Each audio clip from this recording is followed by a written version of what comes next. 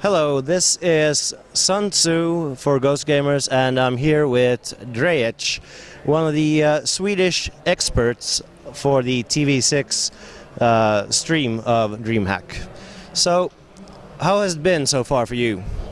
It's been good, actually. A lot of people here. I wasn't expecting it to be filled at the first game, but it was, and it's a good atmosphere, and the games are. We got 2 best of 3s. I don't know if they were so good or if the results were in my heart, but still, best of 3s is nice, and I don't know. I feel like this event, like just being on DreamHack, is awesome. It's the nerd in me, which I cannot like kill. It's just still in there, and I love it. So I'm satisfied with the event, but today, if you look at it from a Dota 2 perspective, is of course a much more interesting day. Indeed, indeed. And first up, we've got Navi and Fnatic. Now, you know some of the guys on Fnatic fairly well. How do you feel about this matchup? Who do you think is stronger right now? I do believe that Navi is a better team. I do believe that, but that's just generally. And in this particular moment, I'm not so sure anymore. And if what I think Fnatic want to do is get a little more slower pace, or at least a pace that they need in the game. And if they get that, I wouldn't even be surprised if they won 2-0. But I would also not be surprised if they lost 2-0. Indeed. Now, Navi's playstyle, it's very chaotic, very sort of, they move all over the map all at the same time. Does that make it more interesting or just harder for you as a commentator to sort of give an accurate depiction of what's going on? Both. I mean, I know how it is to play versus these guys, and it's kind of the same feeling when I'm casting these guys too, because it's like, but wait, how can this guy be here now? And how can he be dead? And how can he take a tower now? And that's what they are so good at in Navi.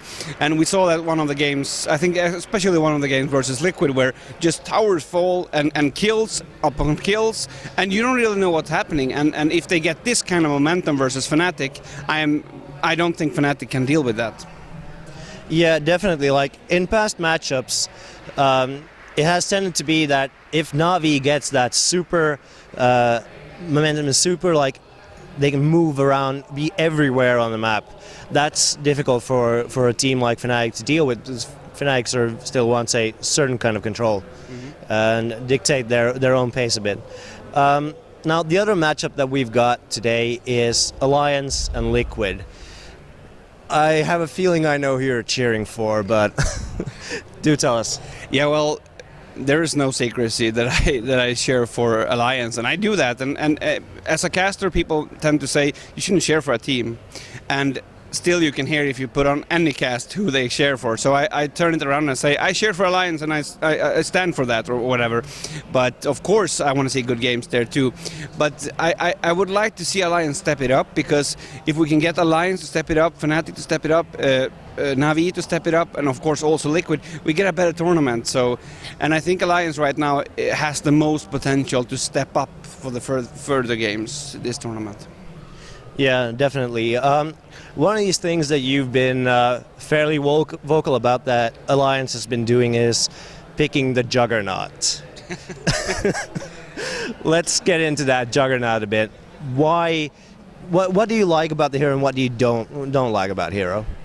I mean, Juggernaut is a good pick, but I think there's if you put Loda versus Juggernaut as potential for winning a game, I think Juggernaut is lower than what Loda is. I think Loda is such a stable player, and Juggernaut is more suited for a player like me, who don't really like to farm so much and want to go in and do an Omni Slash to get a kill instead of getting those last hits. So, but I should say that Juggernaut is not a bad hero in all drafts, but that was during this Dream League tournament when I said it, and they picked up Juggernaut versus Furion and Invoker, who both had a lot of summons, and I mean, it's so hard. And Loda had most farm, he played perfectly, but it was just, he couldn't do anything. Yeah, indeed. And actually, traditionally, when they used to play Juggernaut, like about a half year ago, they sometimes used to give it to either S4 or sack it, sort of like, because all they really wanted was that strong ward and that strong Omni Slash. Do you think that might be a better way for them to utilize the hero?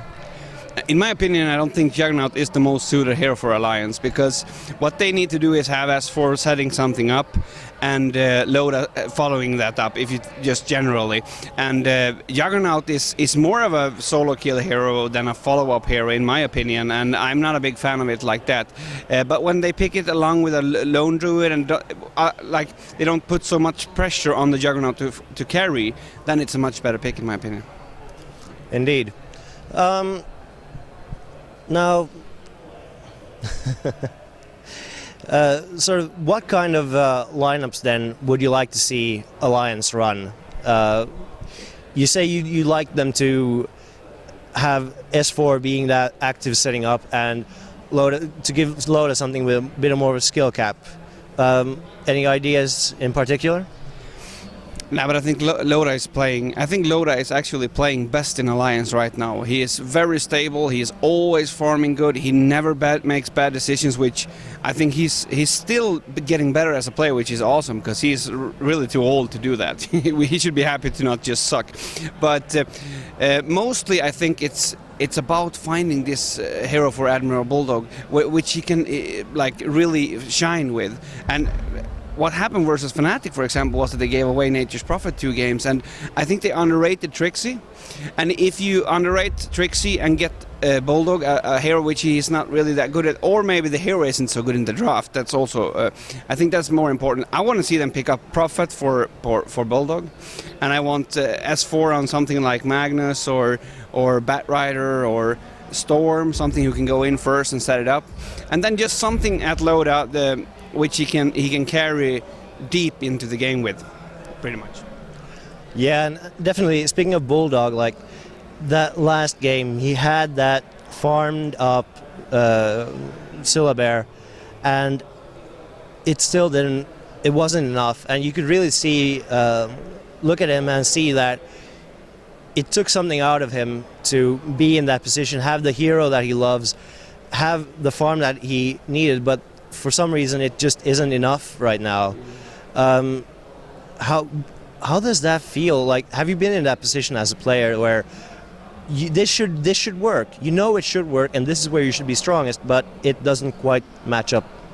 Yeah, sure, definitely. I think we all have who played professionally, but of course it's frustrating. But Alliance played really good at the back foot yesterday. Like if you just took what they did at being behind in a game, they were playing superbly. Probably playing best yesterday if you just take that. But before that they didn't. So he might have been frustrated because he died maybe 1 or 2 times too much in the beginning or something like that. But then on the other hand, there was a lot of players in Fnatic who played well. So it's not enough with just a pair then. Indeed. And I'll let you get back to preparing for today's broadcast. Thank you, Kim. Do you have any last words for the fans? Yeah, only for my wife, and I should say I love you, and see you on Sunday. Cool. See you guys.